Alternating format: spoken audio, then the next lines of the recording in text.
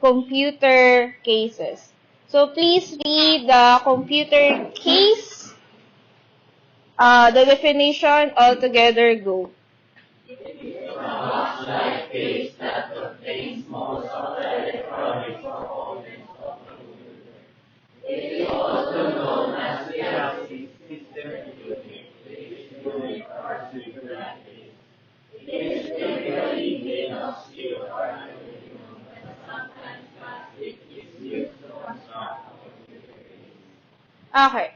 So, computer case is a box-like case. Meaning to say, every computer case daw ay itsurang box. Wala naman po tayo nakitang pa-pyramid, pa-hexagon, pa-pentagon, di ba? So, most of the time is pa-box siya. Pero iba't ibang klase ng box. Merong maliit, may manipis, may makapal, okay, or malaki. So, may iba't ibang tawag ang computer case. It's also known as chassis.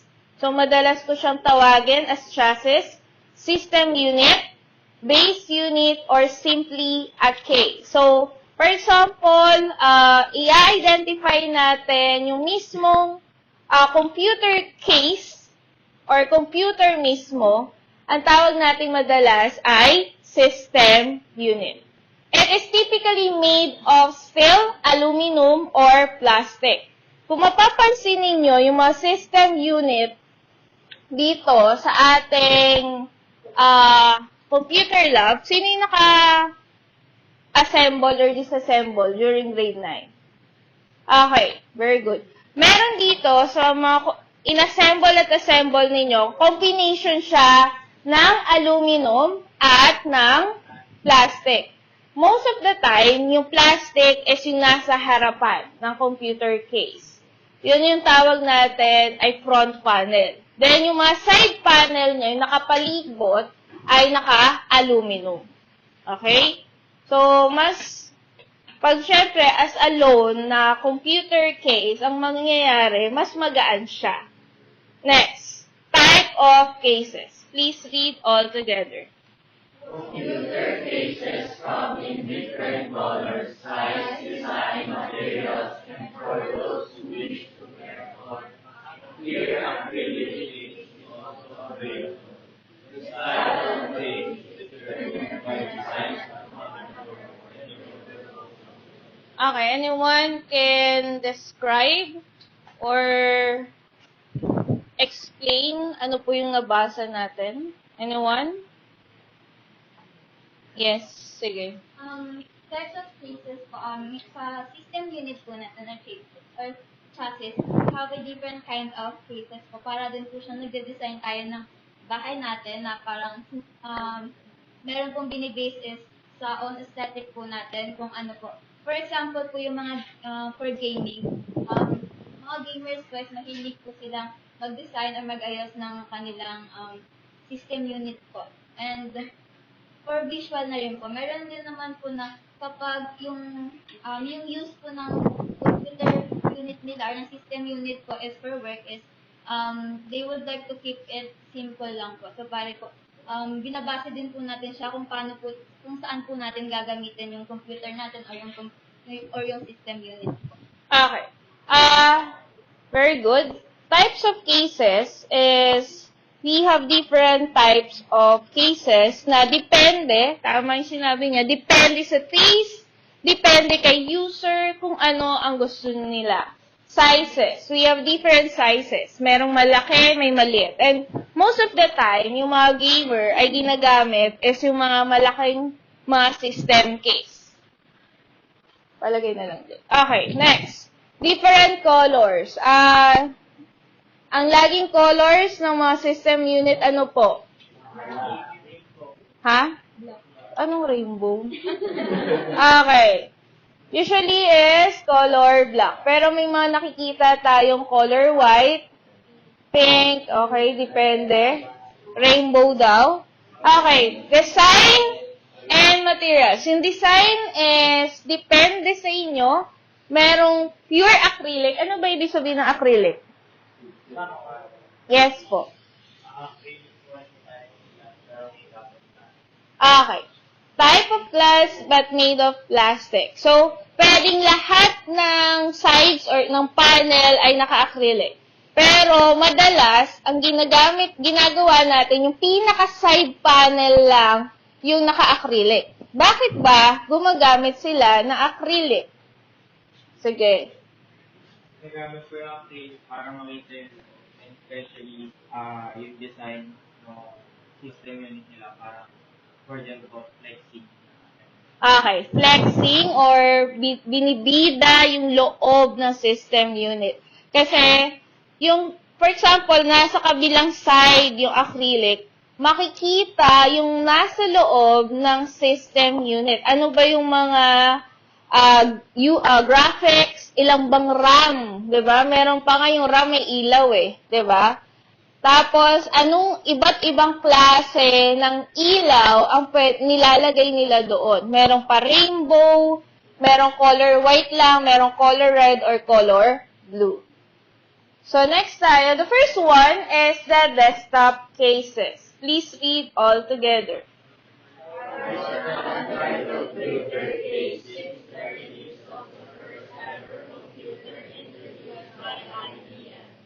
They are very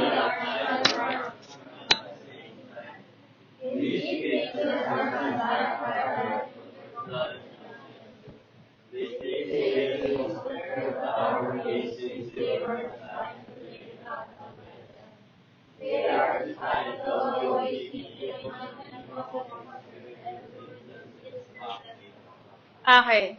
Ano po naintindihan sa binasa? Anyone? Yes. Yung desktop cases daw po is, ito daw po yung pinaka-unang na-release na case. Okay. So, ito yung unang desktop design. Okay? Yung pinapatong pa yung malaking CRT monitor doon sa taas. So, merong mga desktop cases ngayon na pwedeng nakatayo. For example, this one, pwedeng nakatayo siya, pwedeng nakahiga. Pero dito sa desktop case na to, dahil siya yung pinakauna, hindi siya pwedeng itayo. Ang pwede lang sa kanya ay nakahiga. Okay? So, yung desktop cases na to, sinasabi dito is first ever computer introduced by IBM. And this one also, alam naman natin na ang PC ay dinevelop ng IBM. So, sabi dito, designed to lay flat on the desk. So, kaya siya tinawag na desktop. Okay? Kasi lagi siyang nasa top ng desk. So, bakit sabi dito, they are designed to avoid sitting and uneven postures and to reduce instances of back pain. Yes.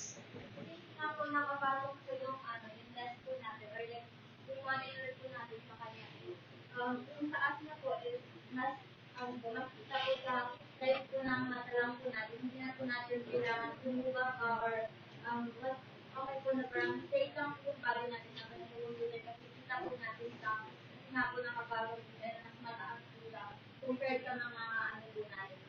Okay, very good. So, this one is dahil nga ay nakapatong siya sa yung monitor natin, hindi yung mga users is hindi sila yuyuko. Okay? Pero ngayon naman, kung for example, may mga desktop kayo, may mga iba't iba namang binibenta na sa Shopee, right? Na pwede ninyong ipatong din yung laptop ninyo or yung monitor ninyo. Then yung nasa baba is pwedeng pang-kit ng mga gamit ninyo. Or yung isa, mga aesthetic nilalagay nila yung keyboard, for example, tapos na nila gamitin, papasok lang nila dun sa parang stand nung inyong desktop. Next, number 2, tower cases. are designed for servers and high-performance workstations. They provide easy access to different components within a computer and contain more rooms for storage and hardware. Okay, we have different types, yung diniscuss kanina sa video, we have different types of tower cases. And most of the time, ito po ang ginagamit natin na casing. Pag, for example, magbi-build up tayo or magbibili tayo ng system unit. Sabi dito, yung tower cases designed for servers or high-performance workstation. Contains more room for storage and card expansion. Mamaya itatanong ko, ano ba yung advantage if we use we use big tower cases than a small tower cases. So, ito po yung mga i-discuss natin. Full tower, mid tower, and mini tower cases. The first is the mini tower cases. Please read all together. Are commonly placed at home where size and practicality are more important than upgradability. They are smaller in size than other tower cases and limited internal space for expansion. Expands from building uniqueness, vertically or divided computers at night. Upgrading is one of the problems in these cases. Okay. Commonly placed at home. So, these are these type of cases na binibili natin or ginagamit natin sa bahay. Then, limited internal space for expansion. Dahil nga maliit siya, limited lang yung pwede nating ilagay na expansion. Then, upgrading is one of the problem with these cases. Okay. Bakit kaya madalas natin gamitin yung mini tower cases? Ano meron sa bahay? Bakit yun lang ang ginagamit natin? Or sinasuggest na gamitin natin? Siyempre, hindi naman nila kontrolado eh. Ano yung reason bakit mini tower cases yung suggested? Other hands naman po. Si Amar parang pang best ICT yan eh. Okay, sige Amar, ikaw muna. Dito lang po ang kasi pag malaki po yung, kung full tower po yung gagamitin mo sa bahay is, Yes? tingin ko po mas malakas makahatak ng kuryente yun. Pag mini tower lang po is, sakto lang po siya na hindi po siya malakas, hindi rin po siya may Pwede. Sa consumption, yes, tapak. Para po makapag-save po ng space and for safety din po. Kasi Bakit safety? Kung malaki po yung tower na gagamitin natin and nasa bahay lang po tayo, and palakad-lakad po tayo sa loob ng bahay, there's a chance po na masangli po natin and masira po yung computer. Unlike sa mini tower cases, hindi po natin siya masyadong masasanggit since maliit lang po siya. Okay. Ano pa? Yes. Malalagay niyo po siya art for stand po and kasi po maliit nga lang po siya and affordable po siya. Okay, very good. Affordable. Ano pa? Mini tower cases naman po that ideal po siya pang bahay kasi hindi siya ganun kaliit, hindi po siya ganun kalaki and yung upgradability po hindi po makakompromise yung space kasi ideal na po siya sa type of size. Okay. So, yung mga users naman kasi, for example, is hindi naman gamer. Hindi naman sila work from home, for example. Ang mga users lang is magkaroon lang ng computer sa bahay dahil merong anak na elementary student. Diba? So, yung mga application siguro na gumagamit nito is hindi ganun kabigat na hindi mo kailangan i-upgrade. Okay? Kung ano yung binili nilang na computer, as is na yon. So, di ba may mga ganun na rin na mga cellphone, kung ano yung binili ninyo, for example, iPhone, hindi na siya ma-upgrade. Kung ilan yung storage nun, yun lang talaga. At like sa Android na pwedeng magkaroon ng external storage. So, ganun din si mini tower. Kung ano yung binili ninyo na computer, yun lang din yung pwedeng, or kung ano yung sinetup ninyo doon sa computer na yun, is may hirapan na kayong i-upgrade. Pwedeng i-upgrade ninyo siya, pero palit pyesa. Okay? Next, mid-tower cases. Mid-tower cases is smaller than full tower cases, meaning to say, nasa gitna siya. Malaki siya kay mini, pero mas maliit siya kay full tower. So, next, it contains 2 to 4 internal driveways and external bays. So, ano yung advantage if we use this mid-tower? Kasi meron daw siyang external driveways. Ano yung advantage kung meron siyang 2 hanggang 4 na internal drive? Yes. Tower naman po. Medyo malaki siya ng konti kay mini tower. Tapos, mas madami ka pong pwedeng ilagay na hard drive. Sabi nga po dyan, merong 4 internal driveways or yung drive bay na pwede lagyan ng hard drive. So, mas angat po siya na pagdating sa paglalagay ng hard disk drive. Okay. Si mid-tower, meaning to say is, kung may sabihin na natin, 4 yung driveways niya. So, yung nagtatanong, ma'am, yung mga system unit po ba dito na nakikita namin ay anong type of case? Ang sagot is mid-tower. So, sabi dito, 2 to 4 driveway. So, hanggang 4 na hard disk ang pwede mong ilagay. So, for example, gusto mo ng magdagdag ng storage, pwedeng magdagdag ka ng 2 hanggang 4. Kasi, syempre, pag, for example, gagamit ka na or bibili ka ng system unit or magpapabuild ka ng system unit, panigurado, meron ka ng isang hard disk drive. For example, naubos mo na yung 500 gig. So, pwede ka pang maglagay. Okay? So, yun yung advantage ni mid-tower case. Merong mga system unit dito na hanggang 2 lang. So, ang ginawa namin is, dahil hanggang 2 lang sila, yung isa ay SSD, isa yung hard disk. So, bumili kami ng SSD para medyo mapabilis yung mga system unit dito. Doon nakalagay yung operating system. Then, yung hard disk, doon pwedeng mag-save yung mga students. So, yun yung example ng upgrading. Next, full tower cases. Full tower cases are designed to high-end system, commonly used in servers, mainframes, and advanced workstation. Equal or more than 30 inches. So, balikan natin yung mga sizes. Kanina, ang mid-tower ay ilan? 24. So, si mini ay 12 to 18. This one naman is 30 inches.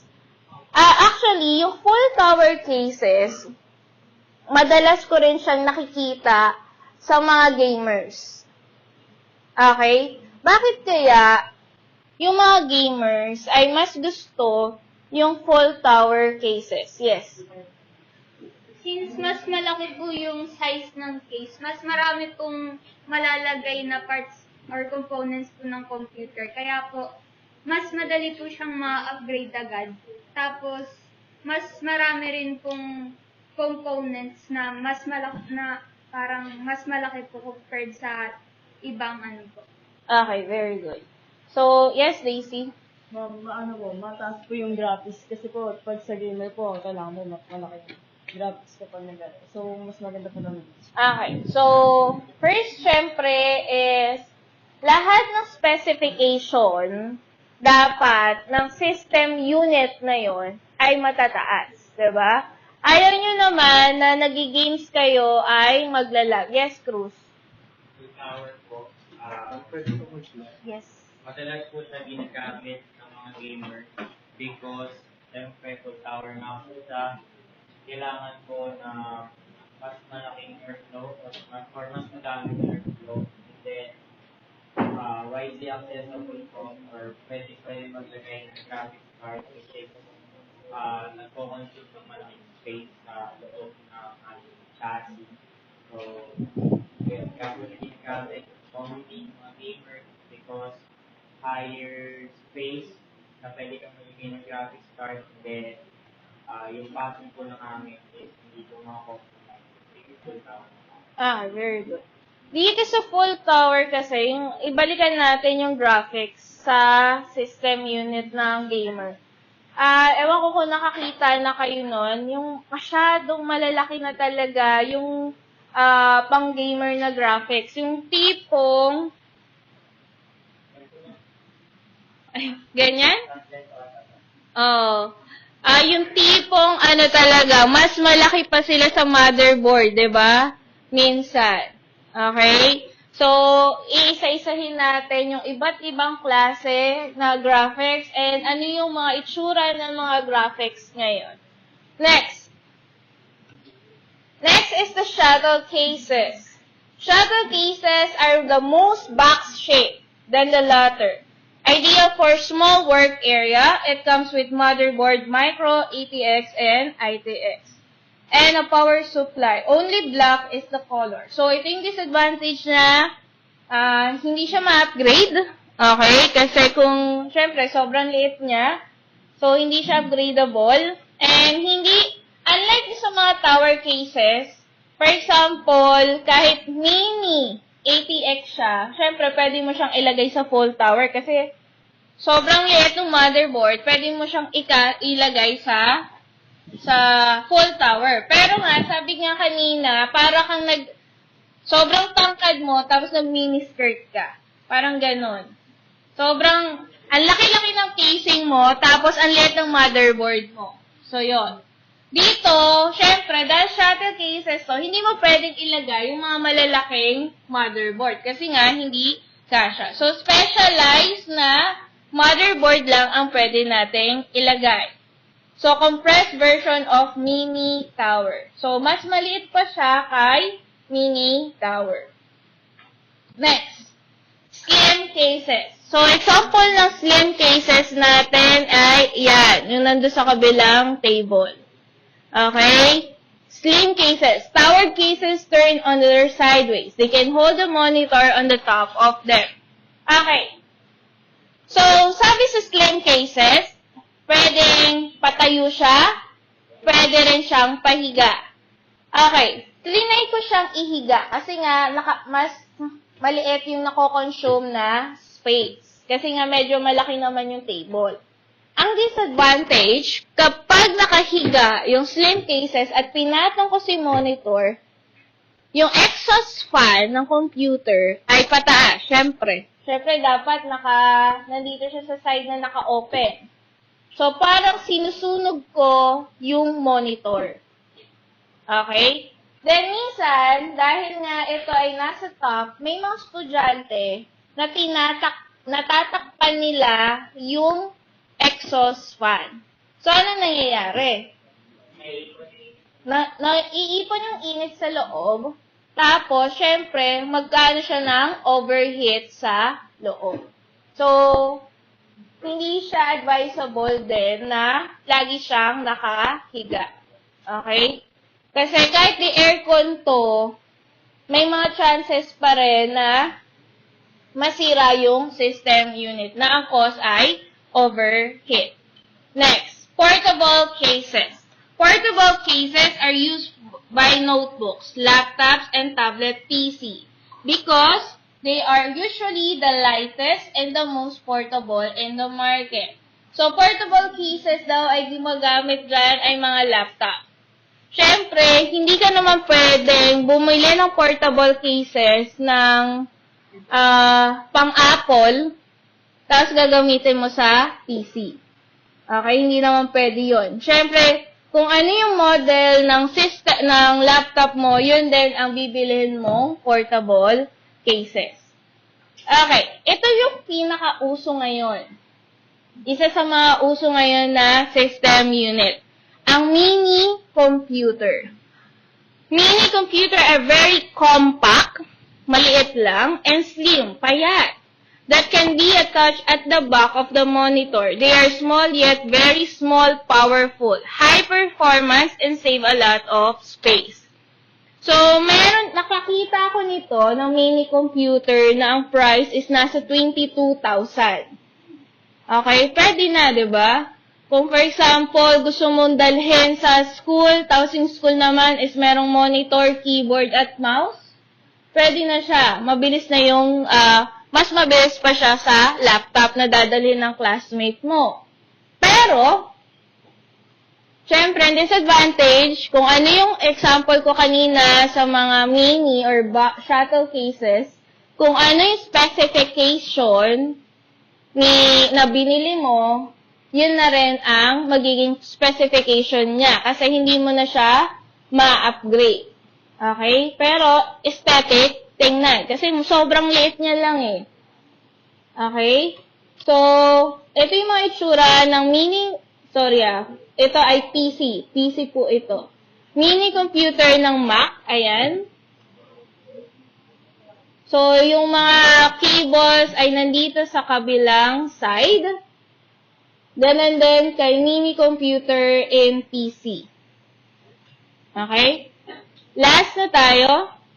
The last one is the all-in-one cases.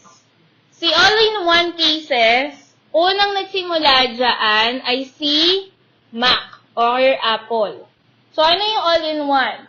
Meaning to say, may monitor ka na, may system unit ka na rin. Ang bibili mo na lang din ay keyboard at mouse. So, pag pinagawa mo siya, ang disadvantage, meron kasi kaming ganito na all-in-one, nasira yung power supply, ang laki-laki ng dala-dala namin. Ang bigat niya rin eh. Ang laki-laki ng dinadala namin pa sa pagawaan. Okay, so yun yung disadvantage. And also, another disadvantage is yung mga technician, hindi sila familiar. So, hanggang ngayon, hindi ko pa napapagawa siya. So, hindi sila familiar do sa all-in-one cases.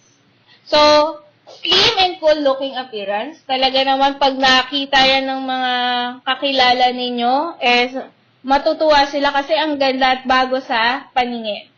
Popular with Apple products like in iMac. Sometimes, class, punta kayo sa mga malls, tapos pasok lang kayo doon. For example, this one, sa Apple. Pasok lang kayo, check nyo lang yung mga specification nila, i-fill nyo lang, kahit di naman kayo bibili. At least meron tayong idea. Okay? Then, meron din pala ang all-in-one, ang HP. Ito yung example sa HP. Sa HP, parang meron na siyang kasamang webcam. Okay? So, dun lang muna tayo, mag-stop tayo. So, next is ATX cases. ATX cases is a form factor for desktop computer cases, motherboard and power supplies. This standard was introduced by Intel 1995. So, majority of our computer cases today is in the form factor of ATX case. Meaning to say, yung mga cases natin, kahit iba-ibang brand yan, is may sinusunod silang design. Next is sufficient enough to have mainboard with one or more video card and other electronic components inside. Another thing is yung ATX cases and yung ATX cases and ATX motherboard ay magkaswak po. Okay? Iisa lang din yung form nila. So, meron tayong mga format or form na motherboard na pwedeng isa o dalawa yung video card na pwede nating ilagay. Also, yung mga RAM naman din natin. Merong isa o dalawang RAM na pwedeng ilagay. Most ATX cases are compatible with micro ATX motherboard. So, lahat daw ng ATX cases natin, kung mini yan, mini, mid, or full, is pwedeng ilagay yung micro ATX motherboard. So, yung micro ATX motherboard, ito yung pinaka-maliit na motherboard na available sa market. Pero, syempre, hindi ko isasuggest na micro ATX motherboard yung gamit mo, pero ang case mo ay full tower case. So, mukha nga siya, maliit yung motherboard mo, pero sobrang laki naman yung computer case. So, hindi siya magandang tingnan. Next is, what to look in an ATX case. Number 1 is size. So, pinakamalaki natin na size ngayon is the ATX full tower. Can be extremely large and heavy. So, hindi lahat ay pwedeng gumamit ng ATX full tower. dapat nakadepende rin sa paggagamitan and sa budget ninyo. Next, cooling. Responsible for controlling the ambient temperature of a computer. So, maraming paraan para magkaroon ng magandang cooling system yung computer case ninyo or yung system unit ninyo. Merong mga fan and radiator. So, i-discuss pa natin yung difference nilang dalawa. Next, number 3, looks. It is the face of computer since it is all the users really see and check when they buy a computer. So, syempre, bibili ka na rin ng computer case, so gusto mo is aesthetic. Maraming klaseng design. Yung mga computer cases natin, merong full acrylic, and yung iba naman is yung side panel lang yung acrylic. Then, meron din mga provision for cooling system, yung mga fan niya, kung depende saan nyo gusto, kung sa taas ba, sa gilid ba, or sa back. So, maraming klaseng fan ang pwede ninyong ilagay. So, yun lang. Thank you for listening.